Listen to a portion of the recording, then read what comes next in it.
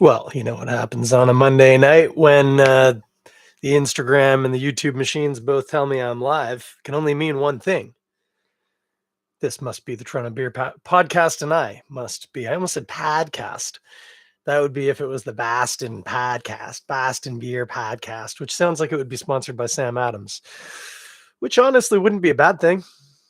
But, you know, shoot, would it be a bad thing? I've completely lost track. Man, I hope Sam Adams hasn't been like canceled or something. That would be embarrassing. You know what? I was going to say I'm going to find out while I play the theme. I'm not. I'm going to let you guys tell me. You let me know, kids. In the meantime, check out my buddy, Rob Currie from the Currie Brothers. I don't know if you guys caught that, but I stumbled over that too. I don't know what is going on tonight. Okay. It is Monday night. I'm going to drink some beer because I'm back on the beer. That kombucha last week was delicious. Did anyone try some kombucha in the week? Didn't have anyone message me about it, but you never know. Maybe some of you did. I had some more. I was going to say I had some today. I actually didn't. I should have had some with breakfast this morning, but long story, I didn't. Nothing wrong with the booch. Just didn't have it. Probably have some tomorrow. Tomorrow is Miss Erica's birthday. Oh, hey, Anthony, what's up? Just noticed you've joined in. You know what we should do? We should neither dally nor dilly. We should be getting into this because I don't know. But I got a feeling that this here beer might take some doing. This is Cold World, which is a cold IPA. This was made by Rorschach in collaboration with Counterpart Brewing. I had to check that because I keep wanting to say Counterpoint. Literally nothing. Hey, Counterpart. Welcome to the scene. I say that knowing that, you know, you might have come into existence in the past 6 years and I might have missed it because good golly, there was quite a growth in Ontario craft brewing as I was sort of sliding back a little. And so I must confess my knowledge is not where it ought to be. But hey, I know Rorschach. I was there today. I picked this up. They make good beer. This is a cold IPA. What, my friends, is a cold IPA? Well, it's like an IPA that was made with a lager yeast and it was made in the cold. I think that's the gist of it. That's my understanding of it. There was a little confusion at one point, I think, because cryo hops, that sounds cold, and like they are. I think there's some freezing involved in the production of them. But I don't think that has to do with what this is. I think this means it's like a lager, but it's like hopped like an IPA. Some people used to call these India Pale lagers. I think. It all gets a little confusing. Anyway, the point is, I believe the idea here is hopped like an IPA, body like a lager. That's what I'm hoping for. And kids at home, have I got a treat for you? Not only are you going to get to watch me pour this here beer, but I'm going to do it into this lovely little tulip glass because, if I'm honest, it was the easiest glass to grab. But it is attractive too, so that's nice. So let's see what happens here. Oh, well, I mean, it's hazy. It's not clear. I'm trying to give it a bit of head. Easy in the back rows, please. Thank you. Yeah, looking good. I mean, dirty glass, which is funny because I thought I cleaned it, but obviously not well enough. That does, if I turn it that way, it looks a lot better. Nice foamy white head on there. And as I say, a fairly opaque, although it's not like chewy looking, you just definitely can't see through it. Sort of dark straw, getting into sort of not quite amber, yellow still. Okay, on the nose. I mean, it's less aggressive on the nose than I was expecting. Citrusy and pine is what I'm getting. Or pine? No, maybe more generically evergreen. I always think pine's got a certain tarriness to it I'm not getting on this. Yeah. Hang on. Citrusy for sure. Like peels. Like orange and lemon, maybe? Maybe grapefruit. Maybe a little bit juicy. And yeah, a little evergreeny. Not particularly earthy necessarily. Interesting. And then I'm getting something off the malt. I feel Well, I'm gonna taste it in a second, and I'll have a better picture then. I'm wondering if there's a little crystal in here, and like, there's an adjunct in here.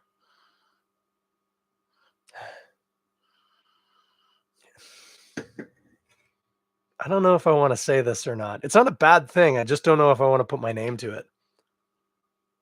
I feel like there's rice in here. I think I can smell rice. That would kind of fit if it's a lager, if they're keeping it dry. It would more than fit. It'd be a super sensible thing to do. I don't typically smell rice, I wouldn't have thought. But I don't know. There's something kind of ricey to this aroma, I think. And I say like a little crystal. And then obviously there's a nice malty kind of backbone to it, but it smells like Pilsner malt, sort of. Okay, let's taste.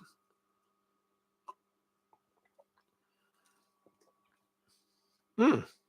Hmm. Ooh. Ooh. Oh, that is tasty. Mm. I really like this beer. That's the top level message. I'm not going back on that. If you're watching the video and seeing this face I just made, uh, I really like this beer. This, if you're just joining, because a couple of people have, this is Cold World Cold IPA from Rorschach and Counterpart Brewing, a collaborative cold IPA. This is aggressively West Coasty in its hoppiness, and I'm here for it. I'm not going to say what, but I had an IPA in my cooler this weekend. Not many, just a few. And this is a beloved New England style IPA from the province of Ontario. It's like one of the best, without a doubt. It's delicious. It does everything it should.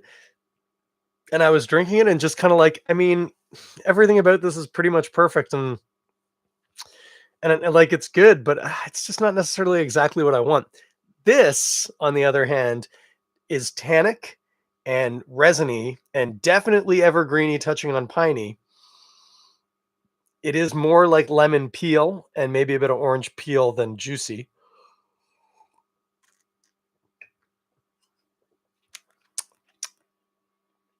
If there's crystal, it's very delicate and I'm not totally getting it on the palate.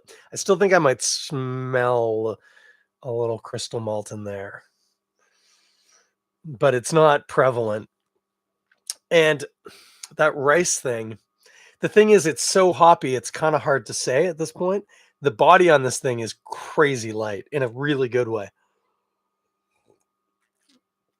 And in fact, I almost kind of wonder, like I say, it's very bitter, it's very hopped. It's not quite sticky, but it's getting into that neighborhood. But I wonder if actually it doesn't actually have relatively that much hops in it because the body, it's not like I don't want to say thin in a pejorative way.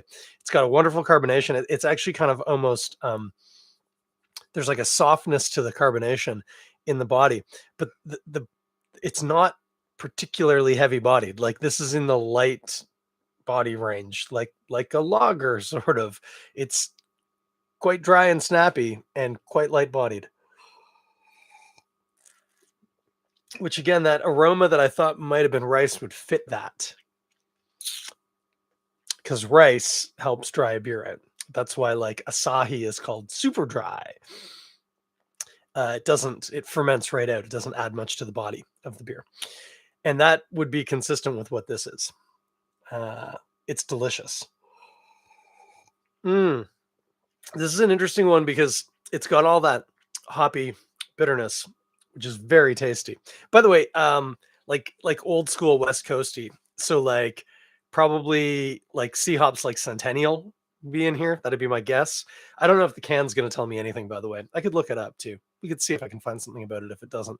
Um, or like one of the blends like Tomahawk or something like that. This is like old school whiskey. It's amazing. It's so tasty. I'm glad I bought more than one can. Mm. That said, this is the kind of beer where if you have two in the night, you're definitely going to wake up with hop mouth, which I'm not actually against. I might not have the second one tonight, not so much because of that, but because I kind of want to have it another day. But this is, yeah, real tasty, really cool beer, which is funny. It's a cold IPA. What are you going to eat with this? I mean, the whole spicy thing is going to work, but because the body's so thin, you know what? Actually, this is going to be perfect for is like a hot wing. Because there's a crushability, to avoid the word drinkable. You can get through this real quick, and it's nice and cold, quick dry body, but with a big astringent hoppy bite. That's pretty cool. It's going to cut through the spice. It's funny. I'm going actually, this Friday is Australia Day, and an Australian friend of mine is having a party, and we're doing a not exactly Hot Ones ripoff, but a Hot Ones-esque wing eating, not a contest, I suppose, activity. So I'm going to take actually probably some Light Life chicken strips, but a veg alternative, obviously not being a chicken eater myself, but each one will be progressively hotter. This beer would do really well in that lineup, I bet. So much so that I'll probably take a few and find out. My gosh, so many people have been joining and I haven't been watching. Most of you are gone now anyway, so that's fine. But hi, if you've just joined in. If you've just joined in, again, drinking Cold World, Cold IPA. This is Rorschach by Counterpart Brewing, and it's a banger. Ooh, so West Coasty. So West Coasty, but with a nice, light, dry body. Just fantastic. Oh, yeah, I'm going to read the can. Hang on. It says, brewed in collaboration with our friends at Counterpart Brewing, this cold IPA aims to blend the drinkability of a lighter rice-based lager with an old school West Coast IPA. I wonder if it does. It sounds like it has rice in it. With a light and dry body and a punchy aromatic hop character. Yeah, like astringent. This beer will have you enjoying the best of both worlds. That is the truth. I am enjoying the best of both worlds, Rorschach. Let's look that up. What do we say it was called? Cold World IPA.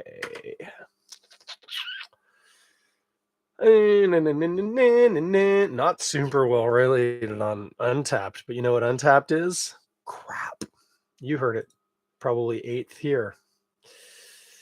Does say citrus and pine. Did I mention that? I did. Doesn't give me anything else on the website. Oh, that's interesting. Deep Cove Brewers and Distillers made a Bavarian style lemon lager called Cold IPA. Oh, frig. What am okay. I'm a knob. Yeah, nope. I got nothing. That's what we got. It's delicious. That's what we need to know. It's delicious. It is the best of both worlds. Has like the weight and crushability of a lager, but with this really nice. Well, and actually, it's funny. I mentioned that you used to hear like people call it like an India Pale Lager. I think this is a much better executed interpretation compared to when I was getting how those drank, and I suspect it's probably because they were hopping them too much, like they were hopping them like they were ales, and they weren't. This, like I was gonna say the balance is perfect, which is to say it skews heavily to the hoppy side, but it doesn't skew too far to the hoppy side. I want it skewing heavily to the hoppy side, and it is, but it's not squeaky. I'm not, yeah, it's perfect. Oh, I mean, perfect's maybe a big statement. This is a very, very, very good beer. Man, I like that. Whew, that is good. Oh, I've got stuff falling all over the place here. I don't even know why I try. I don't know if you guys could hear that. In getting the thing that fell and putting it back where it was supposed to be, I subsequently knocked something else. So that's what's happening with me right now. How are you guys doing? You have a good week? It's only Monday. Was last week a good week? Maybe that's how I should have phrased that question. Well, anyway, yep. So Cold World, Cold IPA. I bought this at Rorschach. I'm gonna guess you can also get it at Counterpart, but I don't even know where Counterpart is, so don't come at me, brah. I do see here Rorschach Brewing is at 1001 Eastern Avenue. So in case you want to look it up by address, that's where they are. And it's super good. And it's in a tall can too, 473. I'm used to the Rorschach IPAs being in shorties, which I'm fine with, but this is a big boy. So that's something to be held to. And we said we're going to eat it with hot wings or a wing alternative if you, like me, do not eat chicken. Mm. So tasty. Now here, kids, let me just look up something because I want to get this right. Because it's about Muddy York, and they've got their hoppy trails. Oh, perfect. Moving party. This is Saturday, February the 3rd. So not this weekend coming, but the next weekend, February the 3rd. Am I right about that? Yeah, it must be. Not this weekend, next weekend. Swing on by the original location in East York to wish them hoppy trails, as the name would have you believe, as they embark on their move to, is it Stouffville? I think it's Stouffville. I'm 99% sure it's Stouffville. If you didn't hear, they were they I think the order of operations was they found the location in Stouffville and decided to open a second location, which would be like a brew pub, because it was a restaurant sized space but had space for a brewery. So they began the process of securing that property, and while doing that found out that their current landlord, who owns the building that they've been in since their inception in East York, wanted to sell. And they considered possibly buying the building, but with also taking on this new property in Stouffville, and on and on and on, it wasn't going to work. And they realized that actually the easiest thing would be to simply move the brewery to the Stouffville location. And so that wasn't plan A, but plan A.2 seems to be working pretty good for them. So we will miss having them in East York. But you know what? As a serial renter myself, I know what it's like when the landlord says, I'm selling. They can't quite say you're out, but they're basically saying you're out. Hey, you're out. It sucks. It's not a good feeling.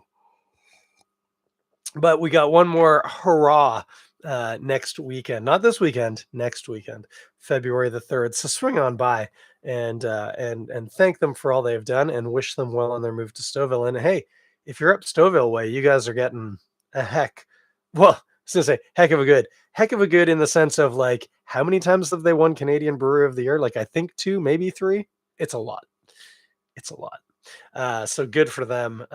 Yeah, crappy that it had to play out that way, but I think when all's said and done and the dust is settled, I think they're going to be doing just fine. And I'm glad, because Jeff and Sue are great, really awesome people. Their staff's amazing, and always love that place. I just don't get to East York as much as I would like to. So that's the game plan. Go check them out. That's your event for this week. The other thing that also happens on Saturday, February the 3rd, is that will be the kickoff of the Guinness Six Nations of Rugby. Ben Johnson, if you are still one of the people on Instagram watching, you feel free to stop right now, kid, because we're talking about Quidditch. We're talking about rugby. We're talking about the Guinness Six Nations, arguably the best sporting tournament of the year. I know people will tell you it's March Madness. People tell you a lot of crazy things, okay? And a lot of the time they're wrong. Alex Jones is a perfect example of this. And yes, I didn't say it, but if you want to infer that I think March Madness being the best tournament of the year is the sort of crazy conspiracy theories that Alex Jones spews, I didn't say that. But if you want to infer it, I'm not going to tell you you're wrong. Hey, Guinness Six Nations of Rugby starts. I talk about this every year. Man, what a good tournament. This is, of course, 6 European countries. We've got England, we've got Ireland, we've got Wales. Pardon me. We've got Scotland, we've got France, and we've got Italy. and they play each other in a round robin tournament. There is no playoffs, there's no quarters, there's no sudden death. You play each team once. You get a certain amount of points based on your performance in that game. Whoever has the most points at the end of the 5 games wins, and that's it. It's very British in that sense. There's, not a lot of build up. You just play. I mean, Super Saturday, the last Saturday, is always drama filled, or almost always drama filled. It's very rare that it's like a total blowout. There's always it might not be for who wins, but there's always some interesting game on Super Saturday. And in fact, last year, all 3 games were maybe not awesome, but had some significance. So just a wonderful tournament.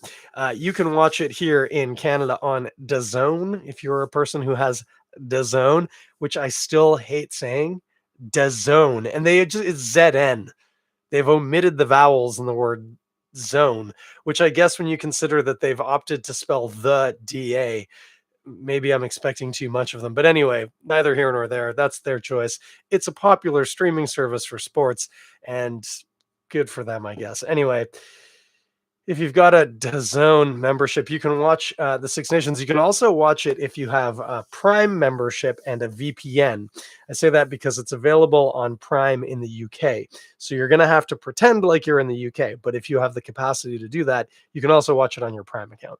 Lastly, and probably the best way to watch it, is at a bar.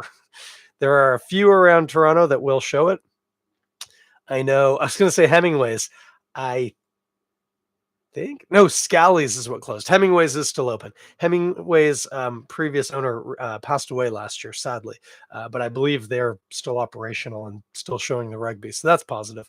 And of course, as I always mention, you can come down to my club, Balmy Beach Club.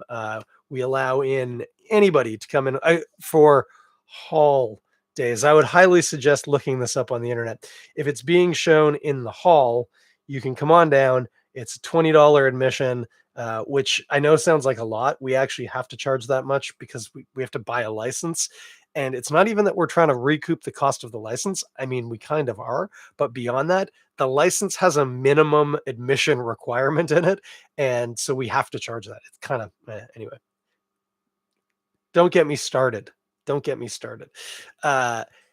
You can come on down and watch it at Balmy Beach Club. We have one of the best views in the city, looking out over beautiful Lake Ontario. Wonderfully appointed bar, great beer selection, good wine, good cocktails, good food. They serve breakfast because this happens primarily in the morning and into the afternoon because, of course, it takes place in Europe, so either 5 or 6 hours ahead of us. So say a 7 p.m. kickoff is actually a 1 or 2 p.m. kickoff, depending on which country it's in. But you come on down. It's a great way to start your Saturday. Have a Caesar, have a little fry up, watch some rugby. If you don't understand what the hell's going on, don't worry. Most of the people there do and would be more than happy to explain it to you. And in fact, I will probably be there being more than happy to explain to you what it is we're looking at, some of the finer points of the game, whatever you want to hear. We are a passionate lot and we would welcome anyone to come on down. The best part is, of course, I say that we're trying to recoup the cost of the license. We always do, easily. Because we have to charge a stupid amount of money for it. All of the proceeds beyond paying for the license go to the junior rugby program, which I'm involved with. And so we appreciate your support. That said, next week, what are we going to do? I don't know. You know what? I might do a Muddy York beer. Yeah, maybe I will. Help send Muddy York off on their way up to Stouffville as they depart Toronto. So that's not a promise, but it's a probably. We're going to go with that. Not a promise, but a probably. In the meantime, if you want to get this beer, get it at Rorschach and again, probably Counterpart, which I still don't. Hang on. I should at least do them the decency of looking up where they are. Counterpart Brewery is in Niagara Falls. How about that? I had no idea. I mean, we've been through this. Of course, I had no idea. I've said that multiple times. Counterpart Brewing. We are a craft brewery and kitchen located in an industrial plaza in the north end of Niagara Falls. North end. This always gets really confusing because Niagara Falls is on the other side of the lake, which means that they're in Niagara Falls, but like towards Niagara on the Lake, not towards the other way. Anyway, Counterpart Brewing. Hey, this beer is delicious, Counterpart. And the next time I am down your way, I will look you guys up because it's tasty. So there you go. If you're in Niagara Falls or the surrounding area, St. Catharines, Niagara on the Lake, Jordan Station, I don't know, Grimsby, you could probably make your way on over. Pick up some of this Cold Worlds, Cold IPA, real tasty stuff. It is the best of both worlds. Snappy and dry and light body, but man, with a big old West Coast hop. It's really tasty. Yes, indeed. Come join me and Muddy York, not this weekend, but next weekend, February the 3rd. And that, by the way, being aware that podcasts live forever, that would be in the year of our Lord 2024. So if you're listening to this in 2027, that's crazy to me. And I guarantee you my contact info probably hasn't changed. Reach out and tell me. Holy moly. 3 years from now? Will we even still be here? Let's not get heavy at the end of the podcast. Come next Saturday, February the 3rd, year of our Lord 2024, and join the send-off party for the good folks at Muddy York. I'll be there. The whole Channel 6 news team will be down there, except Stu, our boom mic operator, who's getting fired later today. Very unprofessional, Stu. I don't think his name was Stu. I just reached for it. Anyway, classic Simpsons. Yeah, that's it for tonight, guys. I've chatterboxed long enough. You have a great night. Have a great week. Hopefully you don't get soaked in all the rain we got coming in like I'm about to. When you see me, I will be a soggier fella. Let me tell you that. Until then, check out my buddy Rob Currie and the Currie brothers playing us out. Link Ray Gun. By the record, the link is in the description. You have a good night now. Bye.